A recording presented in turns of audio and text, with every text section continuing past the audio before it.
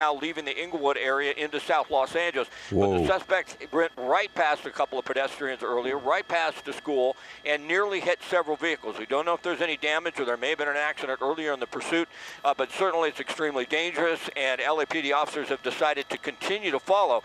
Now, one of the challenges right now is the helicopter, the LAPD helicopter, will not be able to get overhead because he's right now crossing the extended center line for all the airplanes coming in and landing at LAX, and that changes everything as far as the air support that they can get in there. It also changes what we can do, but now it looks like he's turning westbound on Arbor, if I'm not mistaken, traveling right toward us. So the suspect is coming back at us. You can see the speeds. You can see him run stoplights. You can see him go through stop signs, and we've had a couple of close calls. So, boy, it's extremely sketchy right now. Once again, we believe only one person, the driver.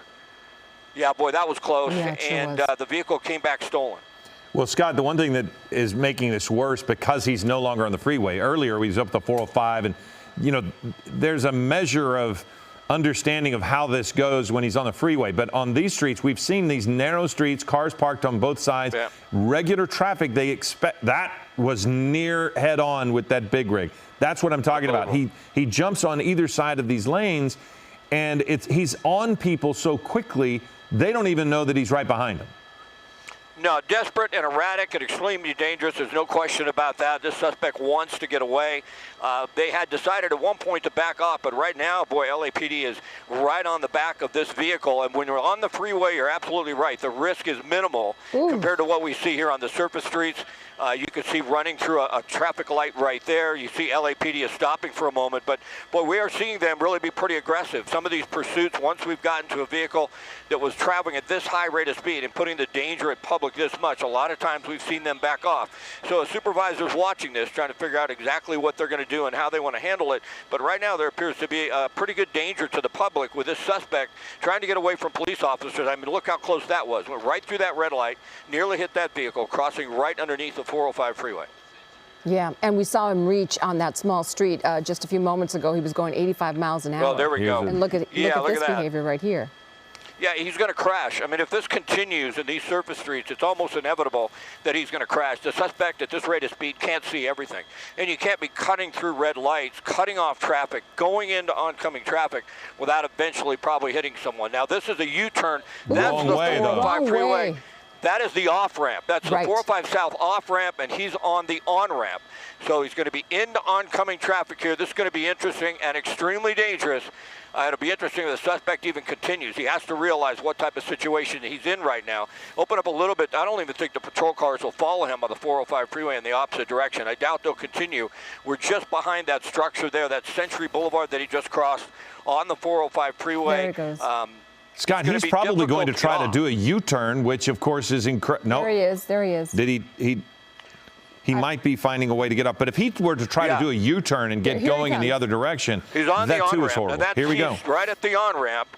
That's a person trying to get on the 405 South. He's on the on-ramp coming down, and there's a patrol car just waiting for him. So that was extremely dangerous. Like I said, if the suspect continues to drive this erratically and they continue to have the patrol cars right behind him, I'm just afraid we're going to see a collision and we're going to see somebody get hurt. Yeah, it seemed like that was maybe his intentional strategy, knowing that the officers wouldn't get on the freeway with him, but they knew enough to drive in the direction he was headed, and they're still on his tail. But now it looks, it looks like now he may be trying to get back onto the freeway, the proper direction. But either way, Scott, I mean, the indications are here. We've watched enough of these chases where they almost get into a mode where they are understanding that this is going to end and they will surrender. This person does not give any indication by the way they're driving that a surrender is imminent. No, that does not appear to be the case, Philip. The suspect really wants to get away. And there's a possibility that LAPD knows a lot more than we do as far as what this suspect is wanted for, exactly who this individual is. It could be a murder suspect. They could be armed. They could feel the danger of just backing off is worse than actually keeping a patrol car behind him at high rates of speed. Now, it's really difficult for our real-time speed tracker to track him when he's headed away from us like that. We can try. But 60, we've seen 65, even 70 miles an hour on surface streets, once again through a red light, extremely extremely dangerous right now for the, for everyone out on the roadway. We might be coming back up onto the street that we were on before as he makes a right turn. It's not Arbor Vitae, it's La Brea. And so southbound on La Brea now, just sort of going around in circles. As I mentioned earlier, the airship really can't get in here. It's right on the extended center line for all the aircrafts landing at LAX. So that sort of changes things a little bit too. When they go to tracking mode, a lot of time they can keep the vehicle and the suspect in sight from the air. They're not going to be able to do that in this case, at least right now. And where are we on La Brea? Is this beyond the 405 on-ramp on La Brea? I'm trying to figure this out, if he's heading towards the airport or if he's beyond it. Well, he's headed southbound on La Brea, and I believe maybe just crossed Century Boulevard. Not sure. I have to bring that up on Sky Map. Just crossed Century, southbound on La Brea. So this is to the east side of the 405 freeway, headed at a high rate of speed southbound. If he continues down on La Brea, this won't actually join with it, but it'll head down towards the 105 freeway. Is he in oncoming traffic now? Yes, he is. Yep. So he has crossed over, and he'll probably come back in there, right there in that opening. Yep. Again, though, Scott, I mean, Scott, we know this came back as a stolen car, but you mentioned it's possible that they know what this person might be wanted for beyond a stolen car. Did it start as a report of a stolen car, or did they start pursuing it? Do we know the origins of this chase?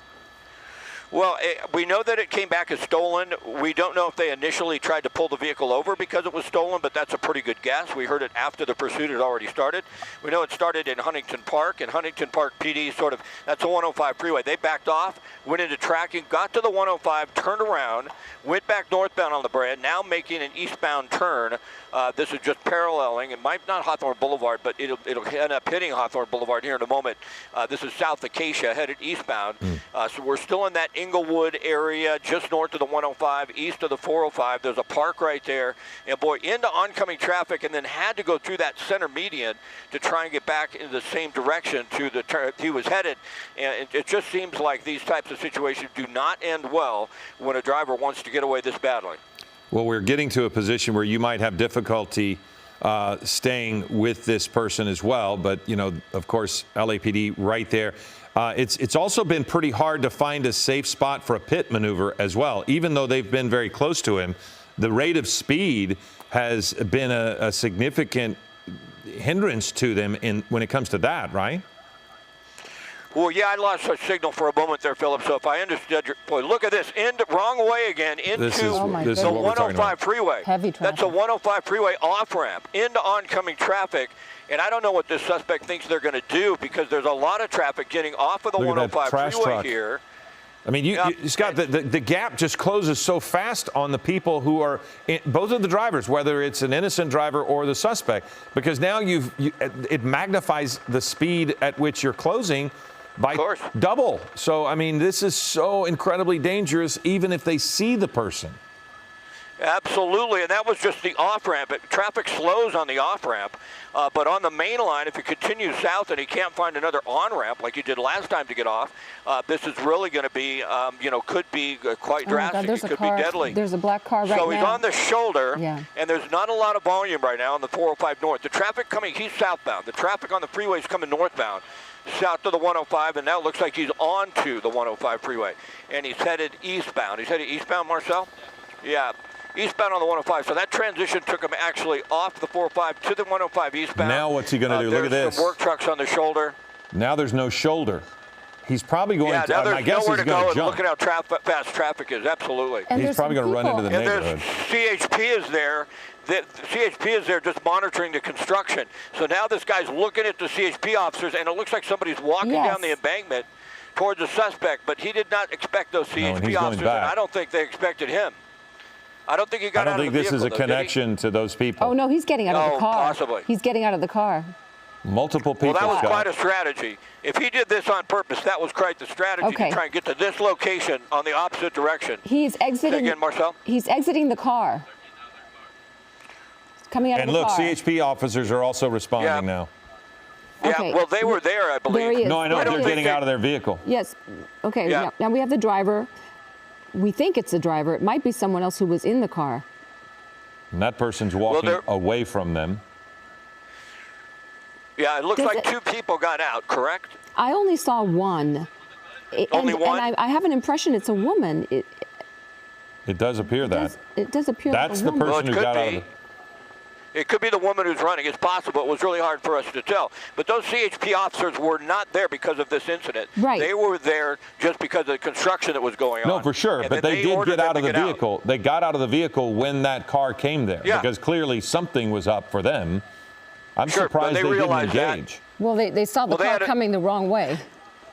Well, they had a vehicle headed towards them in the wrong direction, so that got their attention extremely quickly. And it looks like maybe the other individual who walked down the embankment was not part of this, from what I can tell. And we believe that's a suspect right there, possibly a woman walking under that pedestrian crossing that crosses over the 105. Scott, when They're the officers. There they go. They're in pursuit on foot now. But when I saw that woman exit the car, it seemed like she came out of the back side of the car, the back passenger side. Well, she opened both doors. Someone opened both doors for sure. And now here, that might have been somebody who... Is that her? No, that's that could be a place where people are staying. It's possible. But she's tucked up under there and trying to blend in, I think. There's an officer with guns drawn. Well, it looks like they have guns drawn on somebody, so more than likely that is her.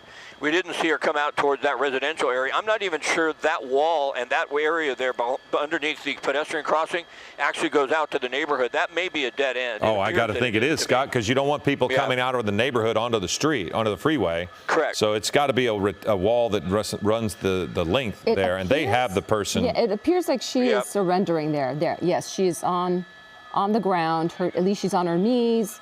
Now her hands are on the ground. As you can see, she's surrendering, and they are approaching to handcuff her at this time. Yeah, boy, we are lucky that nobody got hurt in this one. This was extremely dangerous, and they were so erratic. I can't believe this individual really had all their composure to do that, to get onto the opposite direction of the freeway, and then CHP happened to be there. Fortunately, it's over now. She's in custody. There's no longer a threat. But, boy, there were some pretty tense moments there during this pursuit.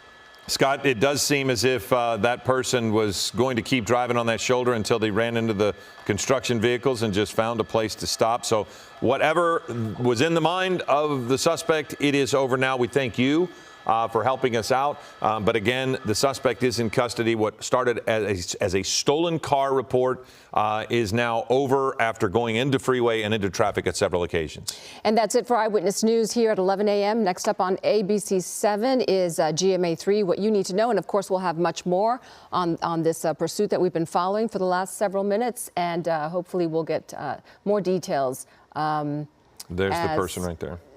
Now they're in custody, yes. And I still have a question if there was someone else in that vehicle.